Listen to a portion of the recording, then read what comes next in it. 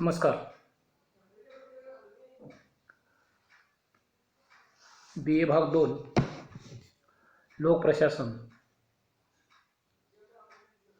IDS paper number 1 लोक प्रशासन या पेपरमधील आपण तिसरे टॉपिक पाहतो आहे. लोक निगम किंवा सार्वजनिक महामंडळे. लोक निगमांचा अर्थ व वैशिष्ट्ये तसेच सार्वजनिक महामंडळावरील नियंत्रण, मंत्रिमंडळाचे नियंत्रण, कायदेमंडळाचे नियंत्रण तसेच खाजगीकरणासंबंधीची माहिती. आपण खाजगीकरण म्हणजे काय, त्याचप्रमाणे खाजगीकरण ही संकल्पना पाहत असताना खाजगीकरण, उदारीकरण आणि जागतिकीकरण या 3 संकल्पना आपण यापूर्वीच्या तासांना पाहिलेल्या आहेत. आधुनिक काळात सार्वजनिक उद्योगधंद्यांचे किंबहुना सहकार या तत्वावर अवलंबून असलेल्या सहकारी संस्थांचे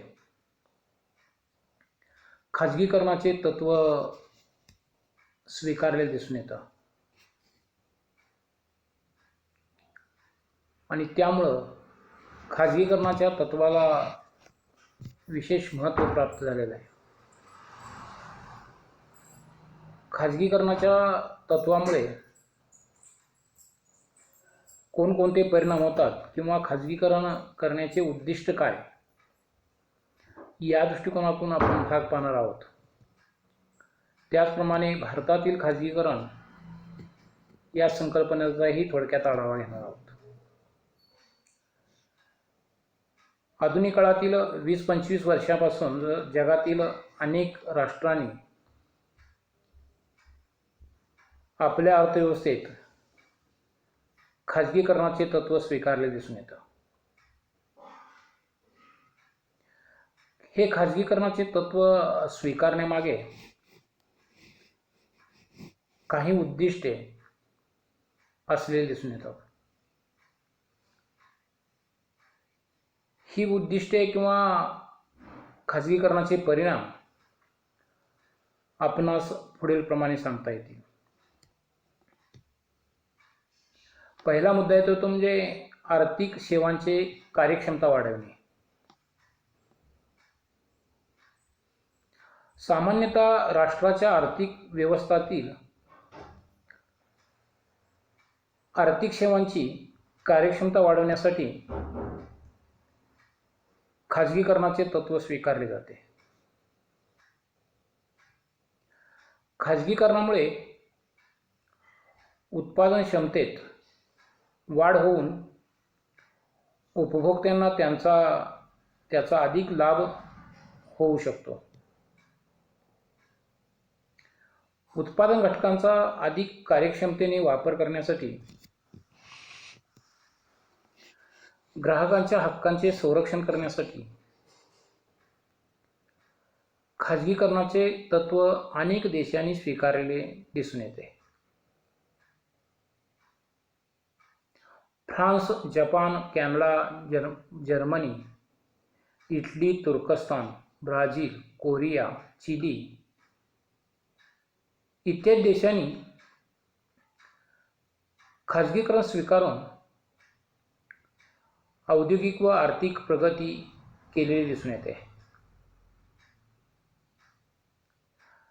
खाजगीकरणाने उत्पादन वाढते, आर्थिक विकासाची गती वाढते, सार्वजनिक खर्च कमी होतो.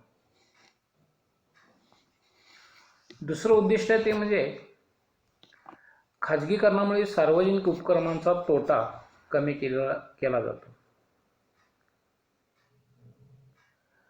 आपण पाहतो की जे लोक निगम किंवा सार्वजनिक महामंडळे आहेत,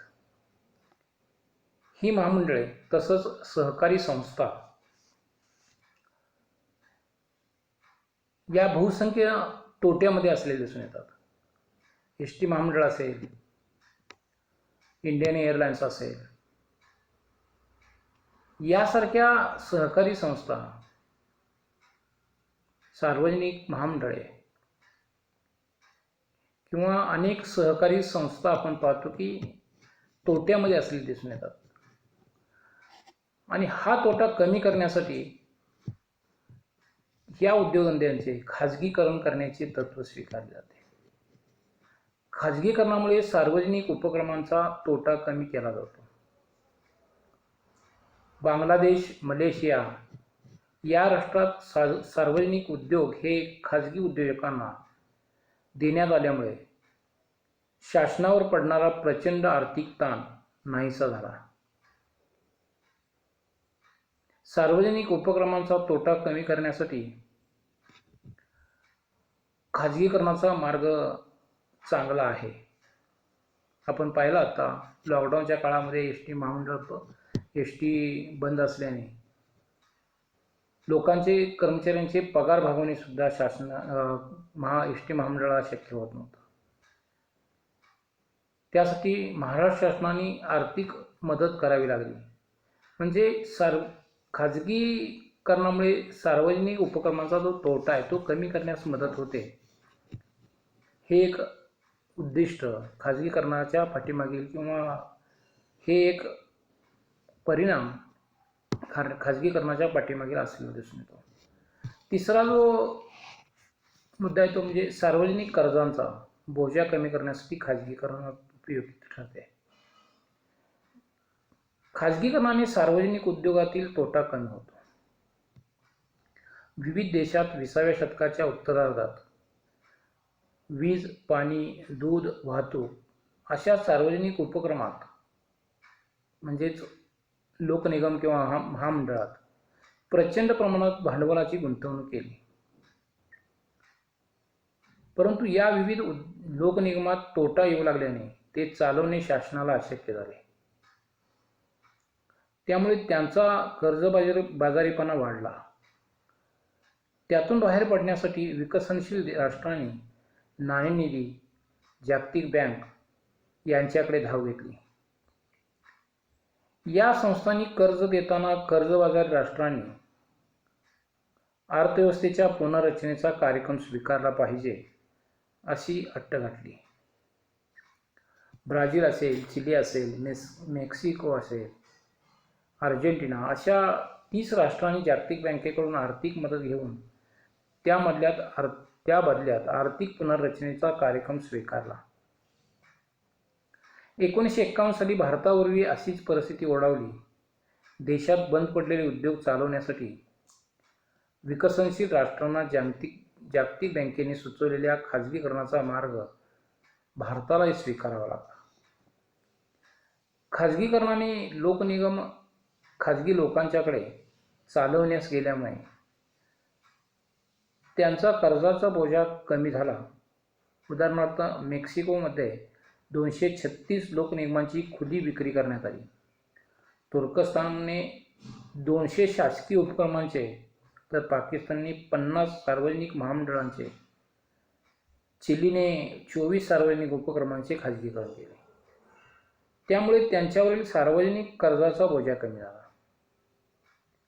चौथा जो उद्दिष्ट आहे तो म्हणजे खाजगीकरणाचा उपक्रम, खाजगी उपक्रम जे आहेत ते यशस्वी होतात. काही वेळा शासनाला सार्वजनिक उपक्रम लोकनिगम चालवणे अशक्य होते. वेळेवर कच्चा माल उपलब्ध न होणे, अतिरिक्त कर्मचारी व शक्तिशाली संघटनांची निर्मिती, वस्तूंचा घसरलेला दर्जा आणि कर्मचाऱ्यांची उदासीनता यामुळे सार्वजनिक उपक्रम अयशस्वी होतात. शासनाला ते चालवणे अशक्य होते. अशावेळी शासनाकडून असे अयशस्वी ठरलेले शासकीय निगम खाजगीकरणाकडे सोपवले जातात. त्यामुळे ते आर्थिक विकासाच्या दृष्टीने उपयुक्त ठरतात. असे खाजगी उपक्रम यशस्वी झाल्यामुळे सरकारला आर्थिक विकास साधणे, गुंतवणूक वाढवणे असे उद्देश सफल करता येतात. पाचवा जो उद्दिष्ट आहे ते म्हणजे खाजगीकरण समाजवादी देशांना उपयुक्त ठरते.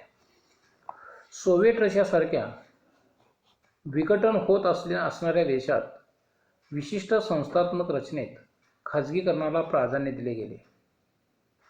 त्यामुळे तेथे आर्थिक सुधारणा घडवून आणल्या. रशियाप्रमाणे चीन, बल्गेरिया, युगोस्लाव्हिया इत्यादी देश पूर्णपणे समाजवादी असणाऱ्या देशात शेती, व्यापार, उद्योग, दळणवळण, वाहतूक इत्यादी बाबी खाजगी उद्योजकांकडे सोपवण्यात आल्या. खाद्यपदार्थांचे उत्पादन, वितरण खाजगी क्षेत्राकडे देण्यात आले. त्यामुळे तेथे खाजगी मालकीमार्फत नफ्याचा वापर होऊन उत्पादनाला प्रेरणा व गती प्राप्त झाली. 6वा जो उद्देश आहे तो म्हणजे खाजगीकरणाच्या मार्गाने विविध सेवा क्षेत्रात विकास होऊ शकतो. दक्षिण आशियाई आणि लॅटिन अमेरिका यातील अनेक देशात रस्ते बांधणी, गृहनिर्माण, वाहतूक व्यवस्था, दूरसेवा असे लहान मोठे उद्योग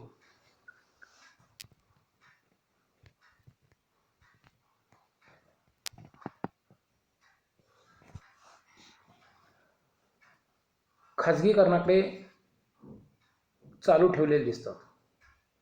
America, Australia, Brazil, Chile, Jamaica इत्यादी देशात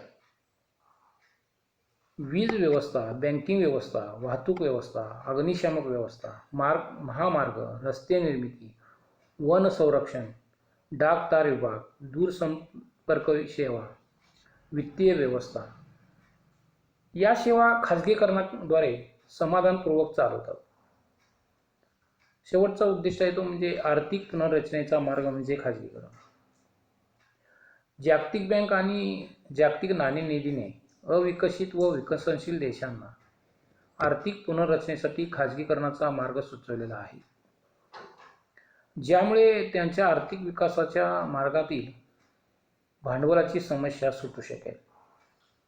फ्रान्स, चिली, मेक्सिको, न्यूझीलंड इत्यादी देशांनी खाजगीकरणाचा मार्ग स्वीकारून आर्थिक सुधारणा घडवून आणलेल्या आहेत. खाजगीकरणामुळे उत्पादन कमी खर्चात होते. साधनसंपत्तीचा अपव्यय टाळता येतो. त्यामुळे नवीन तंत्रज्ञानाचा वापर, बेकारी निर्मूलन, भांडवल निर्मिती इत्यादी गोष्टी करणं शक्य होतं. प्रत्येक देशाने आपल्या राजकीय, आर्थिक व सामाजिक परिस्थितीचा विचार करून आणि योग्य ती काळजी घेऊन खाजगीकरणाच्या धोरणाचा स्वीकार करणे महत्त्वाचे ठरते. यामध्ये भारतातील खाजगीकरण जगातील अन्य विकसनशील राष्ट्राप्रमाणेच भारताने शासकीय उत्पन्न व खर्च यांचा मेळ न घालता अर्थसंकल्पात सतत तूट येत होती. ती तूट भरून काढण्यासाठी चलनवाढ करण्यात आली. त्यामुळे किमती वाढून निर्यात कमी झाली आणि आयात वाढली. त्यामुळे परकीय व्यापारात आलेली तूट भरून काढण्यासाठी जागतिक बँक व आंतरराष्ट्रीय नाणेनिधीकडून कर्ज काढणे भाग पडले. 1980 साली भारताने नाणेनिधीकडून $500 कोटी चे कर्ज घेतले. त्या बदलात भारताने आपल्या शासकीय उद्योगधंदे क्षेत्र कमी करून खाजगी भांडवलदारांना अधिक संधी दिली आणि आंतरराष्ट्रीय व्यापाराला चालना दिली. या उद्देशाने जागतिक बँक, आंतरराष्ट्रीय नाणेनिधी यांच्याकडून कर्जप्राप्तीनंतर भारत सरकारने किमतीवरील नियंत्रण काढून टाकले आणि आयातीवरील निर्बंधही कमी केले. शासकीय उद्योगधंद्यांना मिळणाऱ्या आर्थिक मदतीत कपात करण्यात आली आणि निर्यातीसाठी उत्पादन करणाऱ्या उद्योजकांना उत्तेजन मिळाले. 1985 साली या धोरणाची अंमलबजावणी सुरू होऊन परकीय भांडवलाच्या आयातीवरील निर्बंध कमी करण्यात आले. मक्तेदारी नियंत्रण कायदा लागू करण्यासाठी लागणारी उद्योगातील भांडवलाची किमान मर्यादा वाढविण्यात आली. वस्तूवरील करात घट करून कच्च्या मालाची किंमत व पक्क्या मालाची किंमत यातील मूल्यवाढीवर कर लावण्यात आले. जागतिक नाणेनिधीकडून कर्ज मिळाल्यानंतरही आर्थिक परिस्थितीत फारशी सुधारणा झाली नाही. आयातीवर निर्बंध कमी झाल्याने आयात वाढत गेली, त्यामुळे निर्यात वाढत गेली नाही. त्यामुळे परकीय व्यापारात तूट वाढतच राहिली. देशाचे कर्ज 1270 कोटी डॉलर्स वरून 5730 कोटी डॉलर्स एवढे वाढले. त्यामुळे भारताने पुन्हा नाणेनिधी आणि जागतिक बँकेकडे कर्ज मागण्याची वेळ आली. जागतिक बँकेने सुचवलेली नवी धोरणे, अटी स्वीकारल्या तरच भारताला कर्ज देण्यात यावे असे सुचवण्यात आले आणि 1991च्या दरम्यान भारताला जागतिक बँकेने कर्ज देण्यास नाकारल्याने कर्जदारांची विश्वासार्हता ठरवणाऱ्या आंतरराष्ट्रीय संस्थांनी भारताची विश्वासार्हता कमी झाल्याचे जाहीर केले. त्यामुळे परकीय लोकांनी आपल्या ठेवी भारतीय बँकेतून काढून परकीय बँकेत ठेवण्यास सुरुवात केली. 95 कोटी डॉलर्स ठेवी अवघ्या 3 महिन्यात काढण्यात आल्या. दरम्यान भारत सरकारने रिझर्व्ह बँकेकडून 67 टन सोने विकून परकीय चलन मिळवले. परंतु एवढ्याने प्रश्न सुटला नाही. त्यामुळे अखेर भारत सरकारला जागतिक बँकेची अटी मान्य कराव्या लागल्या. जागतिक बँक आणि नाणेनिधी बरोबर झालेल्या कराराची अंमलबजावणी जुलै 1991 पासून सुरू झाली. 1980 नंतर भारतात खाजगीकरणाची लाट निर्माण झाली. भारतातील राष्ट्रीयकृत उद्योगधंदे तोट्यात चालत असल्यामुळे त्याबाबत आर्थिक सुधारणा घडवून आणण्याबाबत विचार सुरू झाले. 1991 अखेर भारतात 246 सार्वजनिक उद्योगधंदे चालू होते. त्यापैकी काही थोडे उद्योगधंदे नफा मिळवून व्यवस्थित चालू होते. बाकीचे बहुतेक सर्व उद्योगधंदे तोट्यात चालू होते. हा तोटा भरून काढण्यासाठी शासनाला दरवर्षी अंदाजपत्रकात 7,000 कोटी रुपयाची तरतूद करावी लागत होती. सार्वजनिक उद्योगधंद्यांची स्थिती व कारभार सुधारण्यासाठी शासनाला खाजगीकरणाच्या दिशेने पावले उचलावी लागली. 1991 साली पहिल्याच वर्षी शासनाला 25,000 कोटी रुपयाचे सार्वजनिक उद्योगधंद्यांचे समभाग म्युच्युअल संस्था आणि वित्तीय संस्था यांना विकण्यात आले आणि शासकीय क्षेत्रामध्ये फक्त 8 राखीव उद्योगधंदे ठेवण्यात आले. भारताने 1991 मध्ये नवे आर्थिक धोरण धोरणानुसार सार्वजनिक उद्योगधंद्यात पुढील महत्त्वाचे निर्णय घेण्याचे ठरवले आणि ते अंमलात आणले. पहिला निर्णय, सार्वजनिक क्षेत्रात राखीव क्षेत्रातील 17 उद्योगधंदे ठेवण्यात आले होते. त्यापैकी फक्त 8च उद्योग अणुऊर्जा, कोळसा, खनिज तेल, शुद्ध लोखंड, माती, मॅंगनीज, क्रोमियम, जिप्सम, सल्फर, सोने, हिरे यांच्या खाणी, अणुऊर्जेसाठी लागणारे धातू, रेल्वे वाहतूक, शस्त्रे व दारुगोळा इत्यादी राखीव ठेवण्यात आले. बाकी उद्योग अराखीव ठेवून त्यांच्यासाठी खाजगीकरणाचे तत्त्व मोठ्या प्रमाणात स्वीकारण्यात आले.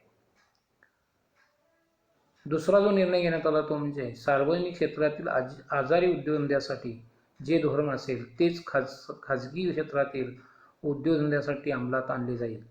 आजारी सार्वजनिक क्षेत्रातील उद्योगांची परिणामकारकता पुनर्रचना करण्याबाबत किंवा ते बंद करण्याबाबत निर्णय घेण्याचे अधिकार औद्योगिक व वित्त पुनर्रचना मंडळाकडे देण्यात आले.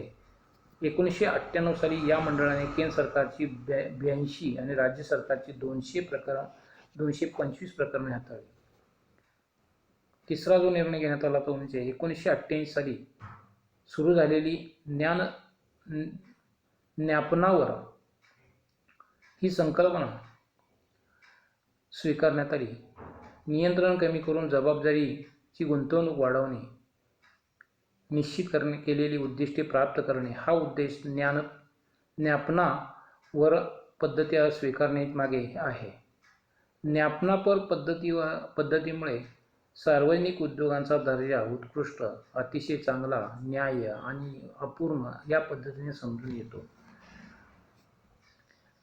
चौथा निर्णय घेण्यात आला तो म्हणजे 1997-98 या अर्थसंकल्पात सार्वजनिक क्षेत्रातील 9 उत्कृष्ट कार्यक्षमता असणाऱ्या उद्योगांना नवरत्नाचा विशेष दर्जा देण्यात आला. त्यांना पूर्ण आर्थिक व व्यवस्थापकीय स्वायत्तता देण्यात आली.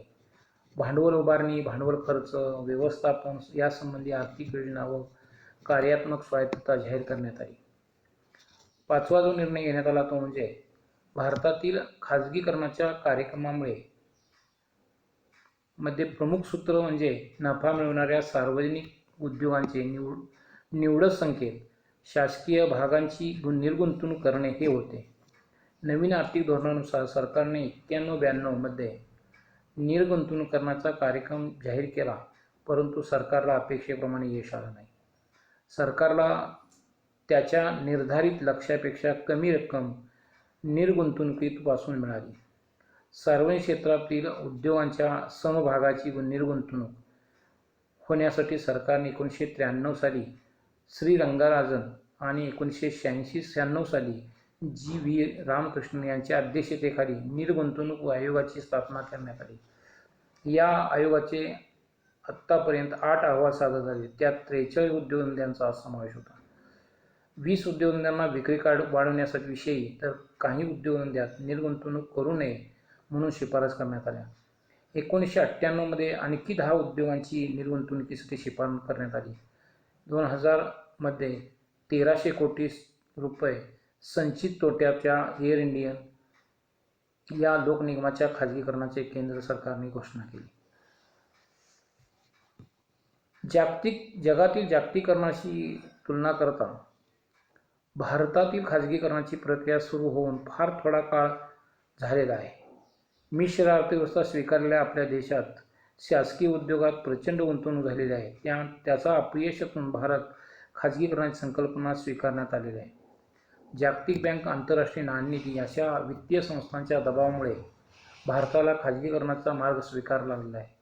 तेव्हा अशा खाजगीकरणाचा एक प्रयोग म्हणून स्वीकार न करता ती एक कार्यप्रणाली म्हणून बनली पाहिजे. जागतिक आर्थिक परिस्थितीचा विचार करता भारतातील खाजगीकरणाचे धोरण स्वीकारणे हिताचे आहे. विविध देशांचा अनुभव विचारात घेता भारताने आर्थिक उपाय व सुधारणा याद्वारे खाजगीकरणाचा मार्ग स्वीकारणे आवश्यक आहे. अशा प्रकारे खाजगीकरणाचे लक्षणे, खाजगीकरण स्वीकारण्याच्या मागचा उद्देश, त्याचप्रमाणे भारतातील खाजगीकरण का स्वीकारलं गेलं, कशा परिस्थितीत स्वीकारलं गेलं यासंबंधीची माहिती आपल्याला घेता येते. या ठिकाणी लोकप्रशासन आयडियाज पेपर नंबर 1 या पेपरमधील 3रा टॉपिक या ठिकाणी संपतो आहे. आपण या ठिकाणी थांबतोय. थँक्यू.